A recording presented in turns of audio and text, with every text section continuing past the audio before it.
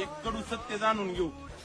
मित्रांनो, प्रेम करायचं असलं ना पुरीवर नाही, मुक्या जनावरावर करा. कधीच धोका भेटणार नाही. ज्यांना माहित नाही ना त्यांना ओळख करून देतो की हा जो आहे ना हॉटेल जलपरीचा मालक आहे. हा म्हणतो की मुक्या जनावरावरती प्रेम करायचं. आता याची पुढची व्हिडिओ दाखवतो तुम्हाला. उगं नवं माय मोजर दीपक मटन फ्राय 177. ही पहिलं संपलं, दुसरं एक शिजून रेडी. आता जा सागरकडे. चल दीपक, इथे आहेत आपल्याकडे 160 आहे. 40.